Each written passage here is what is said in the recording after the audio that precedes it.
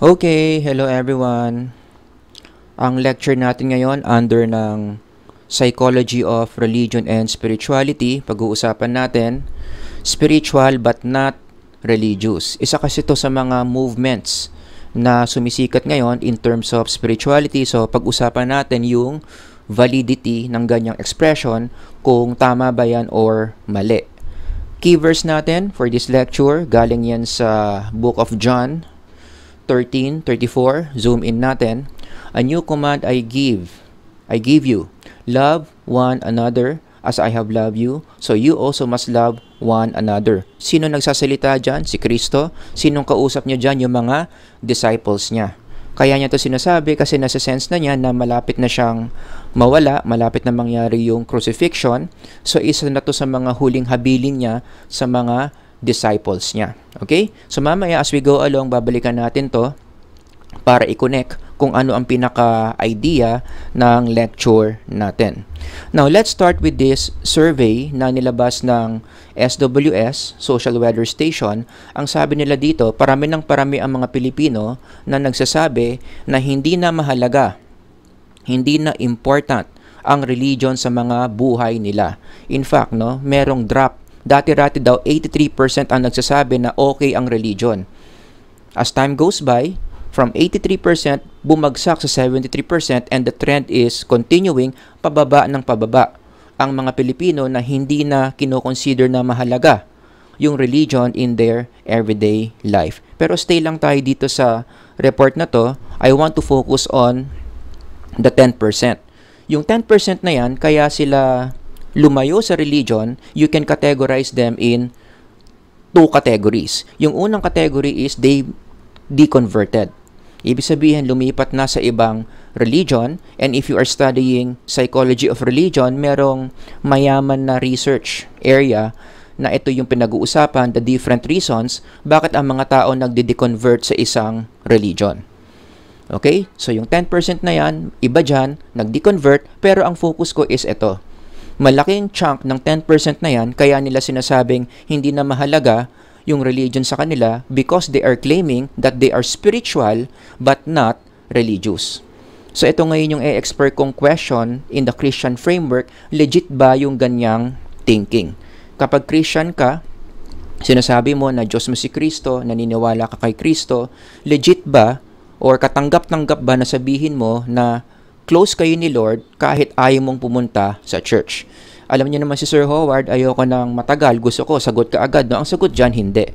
At ulitin ko, this is in the Christian framework. Hindi ko alam sa ibang faith kasi hindi naman ako member ng ibang faith, wala akong karapatan to speak about the faith of other people. So itong sinasabi ko dito na mali, itong ganitong thinking, spiritual but not religious, is in the context of the Christian religion. So, i-explore natin yung idea na yan. Saan kaya nanggaling yung framework na spiritual but not religious? Actually, nanggaling yan sa series of researches na na-discover na ang religiosity, iba pala yun sa spirituality. In fact, i-zoom in natin, meron tayong isang buong handbook dyan. The Psychology of Religion and Spirituality. Anong ibig sabihin yan? Iba talaga. Buong handbook nagpapakita na iba yung religion, iba yung spirituality. Iba yung religyoso ka sa spiritual ka. Got that? So we have hundreds of studies that support that framework. And even the Bible agrees na iba ang religiosity sa spirituality. For example, in Matthew, merong kinote si Jesus. Sabi niya, those people or these people honor me with their lips, but their hearts are far from me. Actually, ang context dito, pinariringgan niya yung mga Pharisees. Kasi yung mga Pharisees, magandang halimbawa yan ng mga religious, very religious, pero hindi sila spiritual. Ito naman baliktad. Kasi ang topic natin ngayon, spiritual but not religious, no? Pero dito muna tayo sa baliktad. Ang mga Pharisees, mataas ang religiosity, ang galing sumunod sa mga batas, memorize lahat ng mga batas, pero when it comes to their intimacy with God, mababa. Kaya kinote ni Jesus yan. And just so you know, alam nyo ba yung kinote ni Jesus na yan, galing yan sa Old Testament sa Book of Isaiah. Ang point dito is, Old Testament pa lang, meron ng ganong trend. Meron ng mga ganong tao na mataas ang religiosity, panay ang sunod sa batas, memorize lahat ng batas ni Lord, talagang pinakasulok ng batas, memorize na memorize nila, but their hearts are far from God. Hindi sila close kay Lord. So this is a good illustration na even in the Bible, tinatanggap din yung concept na iba ang religiosity sa spirituality. So pause lang ako saglit ngayon and I want to throw this insight to you. Okay? Sana maintindihan nyo, doing religious things don't translate to being spiritual. Because in our Filipino culture, may pagkasikolohyang Pilipino to, no? Marami mga Pilipino iniisip, the more they do religious things, they become spiritual. Or automatic, it means they are spiritual. Given the fact na magkaiba nga yung religiosity at spirituality, now we know, it does not always follow. Pwedeng religious ka lang, puro ka lang simba, puro ka lang basa ng Bible, puro ka lang pray, pero hindi ibig sabihin nun close kayo ni Lord. Kaya in our everyday Filipino experience, meron tayong ganitong expression, nagsisimba ka pa naman pero blank. Kompletuhin nyo, nagsisimba ka pa naman pero mura ka ng mura. Nagsisimba ka pa naman pero puro kasugal. Nagsisimba ka pa naman pero nagnanakaw ka. 'Di ba? In our everyday experience, we know people who are like that. Palasimba, religyoso, pero hindi maganda yung moral thinking and behavior. Now, it makes sense. Bakit? Kasi nga iba yung religiosity sa spirituality. Got that? Now, let's dig deeper. Sa pinagkaiba ng religiosity and spirituality, tignan natin yung mga definition. Okay? Sabi ng APA, ang religiosity, ito raw yun. Punta kayo sa online dictionary. This is what you see under religion.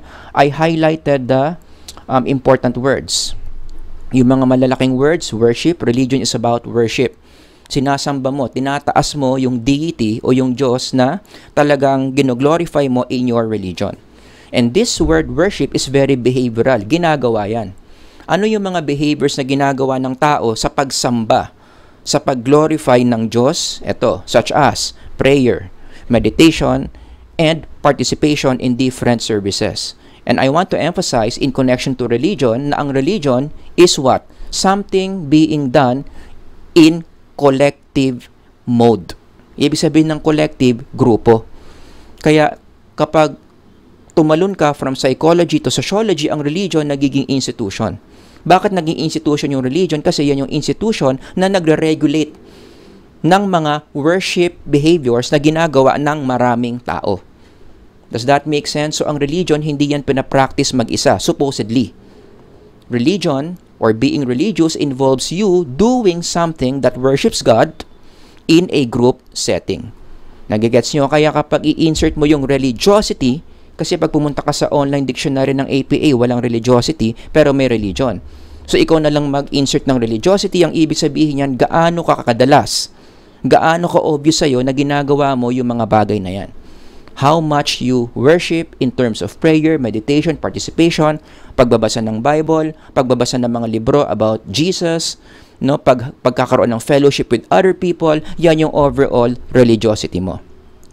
And in the literature, marami tayong mga instruments. Mayroon tayong mga psychological tests na pwedeng kunin ng isang tao para sukatin niya kung gaano siya ka-religious. Got that? So, that's what you mean by religion. It's very behavioral. Any behavior that you do para sambahin ang isang deity, in our context, si Yahweh, the God of the Bible. Yung spirituality naman, punta ka sa online dictionary, ito ang ibig sabihin, sabi ng APA, this is your concern for God. I also like the word sensitivity. So dito, very emotional. Gaano kalakas yung emotional connection mo sa Diyos na sinasamba mo, which is again in our context, the Yahweh of the Bible. Okay? So, gaano mo ka-feel that God is near you? Naramdaman mong niyakap ka niya. Naramdaman mong kinausap ka niya. Naramdaman mong nandyan siya sa tabi mo. Yung mga ganong feelings refers to spirituality.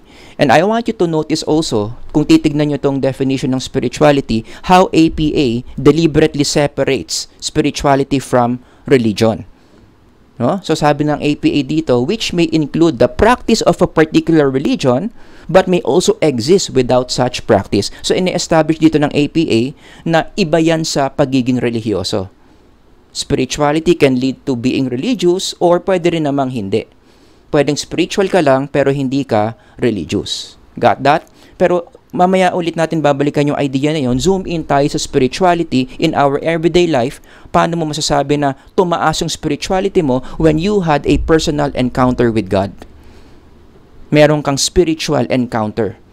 Ang summary ng all spiritual encounters, for those of you who can relate, diba? Sinasabi mo na na-experience mo mismo ang Diyos. Naramdaman mo mismo nandyan siya. Nakausap ka niya. Kinausap mo siya. Niligtas ka niya from certain dangers. Yan. For those of you who can relate, mag-comment kayo dyan, di ba? We all have experienced spiritual encounters with God. So during those times na na-encounter natin ang Diyos, talagang close na close tayo kay Lord, yun yung spirituality natin. Those are the times na masasabi natin lumakas or tumaas yung spirituality natin. One of my favorite examples, no, dito sa spiritual encounter with God, yung spiritual encounter ni Thomas the Doubter. If you have time, basahin niyo yung John 20:26-29. Ang context niyan, si Kristo pinako na sa krus, tapos nilagay na sa tomb, and then after 3 days rose again, nagkaroon na ng resurrection. And then yung mga disciples, syempre, dahil nagsitakbuhan sila one day, nagpakita sa kanila yung master nila, si Jesus. And nagkataon, nung unang nagpakita si Jesus sa kanila, wala si Thomas. So, nung sinabi ng mga disciples kay Thomas na si Jesus, yung master nila, pinako sa krus, buhay pala at nagpakita sa kanila, hindi siya naniwala. Diba? Kaya siya tinawag na Doubting Thomas. Sabi niya, hanggat hindi ko nakikita na si Kristo buhay, hindi ako maniniwala. So fast forward dito sa verse 26, a week later, his disciples were in the house again. Bakit merong again? Kasi nga kinuwento ko na yung unang beses that Jesus showed himself to the disciples. And Thomas was with them this time, itong second time. Though the doors were locked, Jesus came and stood among them and said, "Peace be with you." Nagpakita si Kristo sa kanila. Kahit lock yung pinto, nakapasok pa rin yung glorified body ni Jesus. And then I like what happened here in verse 27. Talagang pinpoint niya si Thomas. Alam kasi ni Jesus, no, given his omniscience at this time, na si Thomas nagda-doubt. So meron talaga siyang special mention. Sabi niya kay Thomas, "Put your finger here, see my hands." Tignan mo yung mga kamay ko, which is may mga sugat because nangyari sa kanya sa cross. "Reach out your hand and put it into my side," para ma-feel mo yung butas kung saan pumasok yung spear. Diretso sa baga ni Jesus. Stop doubting and believe. Now imagine yourself, if you are Thomas right here, anong mafe-feel mo? You would feel that you have a personal encounter with God. Na itong kausap mo dito, hindi lang to tao. Although he is human, he is also God himself. So what did Thomas say? Ano yung expression niya ng spirituality niya? Then Thomas said to him, "My Lord and my God." Wag mo lang basahin tong na parang plain lang sinabi ni Thomas yan. Imagine kung anong na-feel niya. Meron kang taong akala mong patay na, tapos nagpakita sa'yo, tapos pinakita pa niya yung mga sugat niya, pero buhay na buhay siya, anong sasabihin mo? Diyos to. Tataas ang spirituality mo. I am in the presence of God. So nung sinabi niya yan, I'm sure, super emotional yan. Napaluhod pa siya dyan. Napaiyak pa siya dyan. My Lord and my God. Yan yung one example of a spiritual encounter na magpapataas ng spirituality. Got that? So again, lahat ng sinasabi ko dito, ang bottom line lang is iba talaga ang religiosity sa spirituality. Now, balik tayo doon sa trend ngayon. Marami mga students, marami mga kabataan, ito raw sila. They are spiritual but not religious. Let me tell you, this is a wrong framework. Pero maiintindihan mo kung bakit marami mga tao get this wrong. Kasi nga, naniniwala sila na iba ang spirituality sa religiosity, which again, tama naman. Diba? Iba yung religiosity, iba yung spirituality. So many people, ang reasoning nila, kung iba yan, I can just choose one over the other. Pwedeng religyoso lang ako, pero hindi ako spiritual. Pwedeng spiritual ako, pero hindi ako religyoso. Oh. Ano yung expressions of people who say they are spiritual but not religious? Usong-uso ngayon yan. Trending ngayon yan. Kaya marami mga tao hindi na pupunta sa simbahan, pupunta na lang sa Tagaytay kasi sasabihin nila, I feel spiritual when I am in Tagaytay. Nandun daw si Lord sa Starbucks na malapit sa bangin, na laging walang parking at laging walang maupuan kasi punong-puno lagi ng tao. Nandun daw si Lord. Tuwing nakikita daw niya yung mga puno, tuwing nararamdaman niya ang lamig, yung lamig ng klima ng Tagaytay, yun yung parang yakap ni Lord sa kanya. Sino dito nakaka-relate? Sinabi yan at one point. Mag-comment dyan sa baba. Number 2, another expression of spiritual but not religious, God communes with me while taking my vitamin C. Siyempre yung vitamin C dito habang nasa Boracay siya. Nandun daw si Lord habang lumalangoy siya sa dagat. Habang humahampas sa kanya yung tubig ng dagat, yun din daw ang pagyakap ni Lord sa kanya. Tapos pipicturean niya yung sarili niya, ipopost niya sa Facebook, tapos sa baba ng post merong Bible verse. Na love siya ni Lord. Yan. Spiritual but not religious yan. Or, ito yung pinaka-common. It's the summary of Numbers 1 and 2. Sasabihin, ang dami kasing hipokrito sa religion. Yung mga namumuno dyan, yung mga nasa hierarchy dyan, mga hypocrites yan. Kaya dyan na kayo. Dito na lang kami ni Lord. Kaming dalawa na lang mag-uusap ni Lord sa kwarto ko. Kaming dalawa na lang mag-uusap ni Lord habang nagbabasketball ako. But every Sunday, going to church, ayoko makakita ng mga taong hipokrito. So yun na, i-connect mo na yan. Kaya pumunta na ng Tagaytay, pumunta na ng Boracay. Nandun daw si Lord. Okay, so these are the little expressions of that spiritual philosophy, spiritual but not religious, which again, sinasabi ko nga dito, that is an error. Okay? Again, it makes sense. It makes sense kasi nga iba ang spirituality sa religiosity, pero marami mga tao, they don't realize that spirituality and religiosity, although magkaiba sila, everybody look at the screen, although magkaiba sila, they are always related. Wag lang kasi kayong hihinto sa understanding na iba ang religiosity and spirituality, so pili ka lang ng isa dyan. Hindi. Package deal yan. Two sides of the same coin. Yes, magkaiba sila. Yes, magkaiba sila ng side, pero lagi silang connected. They are different, but they are always related. Ang tanong, anong relationship ng spirituality at ng religion? Na marami mga tao hindi alam, kaya nagkakaroon sila ng ganyang maling expression of spirituality. Okay, ano ang relationship ng spirituality at ng religiosity? Spirituality makes you love religion. Even if you read this Handbook of Psychology and Spirituality, Handbook of Religion and Spirituality, basahin mo yung handbook na yan, isa ito sa mga pinakamalalakas na framework on the relationship between religion and spirituality. Spirituality makes you love religion. So ang storya dyan, nagkaroon ka ng spiritual encounter kay Lord. Kinausap ka niya, niyakap ka niya, niligtas ka niya sa isang danger, talagang sure na sure ka, si Lord yung nakita mo at that encounter. At dahil na in love ka kay Lord, ano nangyari? You are so full of spiritual emotions, gusto mong ibuhos, gusto mong ipakita kay Lord. Ipakita sa maraming tao that you love the Lord, so doon mo ginagawa yan sa religion. And the more kang nagpa-participate sa religion, the more kang nagba-Bible study, the more kang nagfe-fellowship, the more kang nagsuserve sa church, lalong tumitindi yung pagmamahal mo kay Lord. Kaya tumataas na naman yung spirituality mo. At pag sobrang taas na naman yung spirituality mo, talagang sobrang nag-uumapaw ka ng pagmamahal kay Lord, babalik na naman yan sa religiosity, naging cycle yan.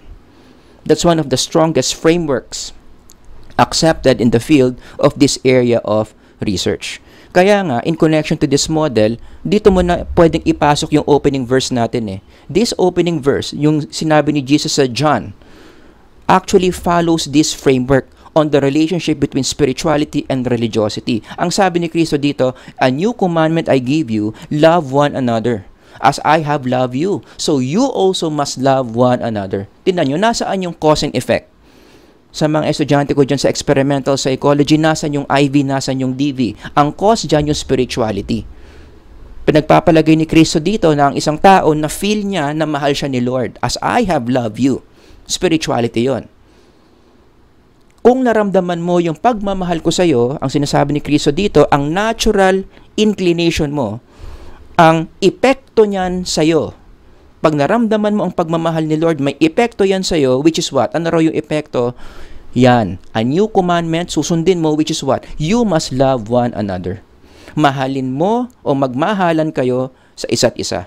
Mahalin nyo ang isa't isa. And where do you do that? Yung pagmamahalan sa isa't isa, in the context of, in the Christian perspective, you do that in religion, specifically the church. Nagigets niyo yung cause and effect? Love na love ka ni Lord, naramdaman mo. At dahil dyan, ang natural tendency niyan, you would like to spread this love to your fellow Christians in the context of the church. Yan ang tamang framework. Yan ang dinescribe ni Kristo, yan ang nakikita natin sa literature. Kung ano ang dapat na relationship between spirituality and religion. Kaya let me offer to you another insight, no, in connection to this. For those of you saying, you are spiritual but not religious, ang ibig sabihin nito, kaya ito mali kasi you cannot say you love God but you hate the church. It does not follow. They are two sides of the same coin, package deal. When you say you love God, automatic yan, natural yan. Dapat mahal mo ang church. Kung sasabihin mong maliligo ka, natural yan, automatic yan, ibig sabihin mababasa ka. Hindi mo pwedeng sabihin na naligo ako pero hindi ako nabasa. Parang ganun din dito. Hindi mo pwedeng sabihin love mo si Lord pero hate mo yung church. Does that make sense? Kaya again, for those of you na nagsasabi na spiritual ka but you're not religious, hindi ito tama yung mga ganyang expression. Diba? Huwag niyong isipin na by doing this, okay ang spirituality mo. In fact, a very difficult question to ask yourself, no, in connection to what I'm saying, sana mag-reflect kayo, no, as you finish this lecture, as you end this lecture, totoo bang spiritual ka? For those of you who are saying you are spiritual but not religious, given this framework that spirituality makes you love religion, mag-reflect ka if you have free time, habang nagkakape ka, bago ka matulog, after mo kumain. Mag-reflect ka. Totoo kayang spiritual ka? Kasi in the Christian perspective, hindi pwedeng spiritual ka but you hate the church. Hindi pwedeng spiritual ka pero hindi ka religious. Yung pagiging religyoso mo, yun yung pinakamadaling expression mo ng spirituality mo. So if you are not religious at all because you hate the church so much, then you better check kung totoo bang spiritual ka. Very difficult to do pero magandang reflection na gawin yan.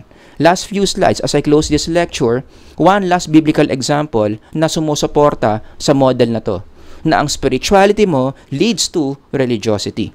If you have time, you can read Matthew 14:22-33. Marami mga Kristiyano alam na to kung ano nangyari dito. So merong malaking storm, yung mga disciples nandito sa ship o sa bangka. So inaanod sila left and right, natatakot sila, and then nakita nila si Kristo naglalakad papunta sa kanila, akala nila multo, and then si Peter umepal, sabi niya, Lord, if it's you, tell me na lumapit sa'yo. Fast forward, pinayagan naman siya ni Jesus, nakapaglakad si Peter doon sa water, papunta kay Kristo. Pero si Peter, nakita niyo yung mga malalaking waves, kasi malalakas yung mga hangin, natakot siya, nagkaroon siya ng doubt. Ano nangyari? Lumubog ngayon siya. At habang palubog siya, sumigaw siya kay Kristo, tulungan mo ako, and then what happened? Jesus saved him para hindi siya malunod. Okay, and then from there, pumunta na sila, bumalik sila doon sa bangka kung nasaan nandoon yung mga disciples who saw everything that happened. So, nasaan yung spirituality to religiosity dyan? Eto. Nasaan yung spirituality? Look at this. The disciples were in danger. Meron silang sense of danger na nararanasan. May malakas na storm. But in that moment, yung story na kinuwento ko, God gave them assurance. Nagkaroon sila ng security na walang masamang mangyayari sa inyo because I am here. And again, the disciples in that story experienced this in two ways. Una, when Peter was saved. Doon sa verse 31, yung sinabi ko kanina, napalubog siya because he doubted, niligtas siya ni Kristo. And letter B, pagbalik ni Kristo doon sa bangka kasama si Pedro, huminto yung kinatatakutan nilang bagyo. So letters A and B is a personal encounter with God.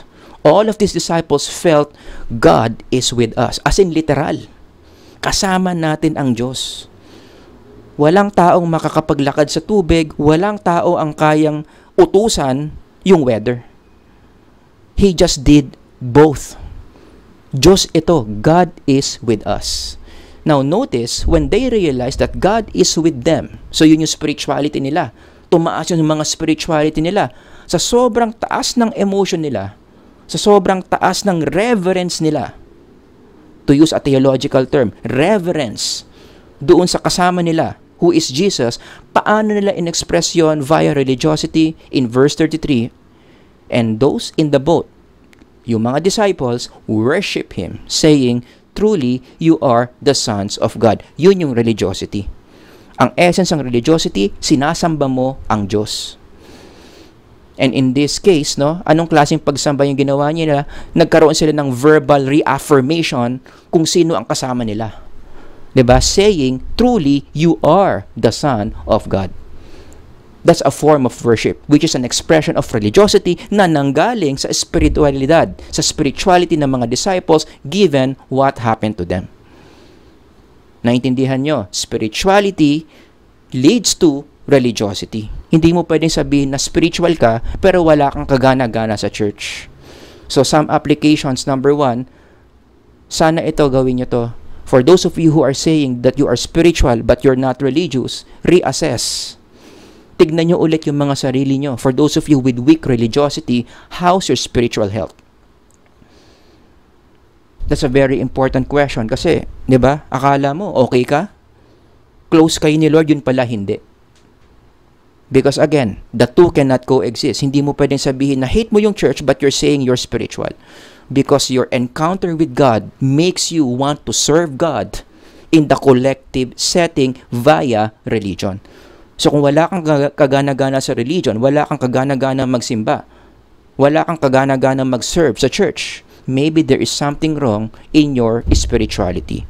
And number 2, ito mas apply to the number 1, reconnect with the church. For those of you na nagsasabi that you are spiritual but not religious, don't be deceived. Huwag niyong i-further reinforce yan at ituloy-tuloy niyo yung behavior niyo na lumalayo kayo sa church. Such as yung mga nangyayari na nga dito, sana after this lecture, maging daan ito para magkaroon muna ng break. Huminto, bumagal muna, pumreno muna yung pagbaba ng numbers na yan. Kaya ako to ginawa tong lecture na to para man lang makatulong sa pagbaba. Para huminto yung pagbaba ng numbers na yan. Because again, religion is very important in our life. And religion indicates how healthy we are spiritually. So for those of you na wala ng kagana-gana sa religion, second application is reconnect with the church. Huwag mo nang antayin na magustuhan mong pumunta ulit sa church. Don't wait for yourself to be ready. Kasi pag antayin mo sarili mong maging ready, most of the time, you don't become ready. So how do you become ready? By doing something that you say you're not yet ready. Na-lecture ko yan sa social psychology, the relationship between behavior and attitude. Kung meron kang bagay na ayaw gawin at gusto mo magustuhan mong gawin, anong gawin mo? Gawin mo lang. Now, for those of you na merong church trauma, baka may abuse na nangyari sa church, kaya in the first place umalis kayo, then talk to someone in the church who is an authority para magawa niya ng paraan, para ma-address yan. Got that? So, hindi ko naman dito minamaliit yung mga may religious trauma because of super bad na nangyari inside the church. Kailangan ayusin yan. Dapat maparusahan kung sino man yung taong nandyan sa church who abuse you in whatever ways. No? Pero that is not yung sasabihin mong na trauma ka sa church, it's not enough reason for you to hate all the church. To hate religion. Because again, religion is a manifestation how healthy you are spiritually. And one way to revive your spirituality, kung susundin mo yung number 2, kung gusto mong i-revive yan, palakasin mo ulit, balik ka ulit sa simbahan. Para maano ulit, tumaas ulit yung spirituality mo, which will slowly, gradually make you want to practice more religiosity. Yan ang tamang framework ng spirituality at ng religiosity. Alright? So kung meron kayong mga tanong, mga comments, ilagay nyo lang dyan sa baba. Sana nakatulong to, especially for those of you na merong ganitong mga spiritual experiences. Nabigyan ko kayo ng insight hanggang sa susunod na lecture. God bless everyone. Sir Howard here. Bye-bye.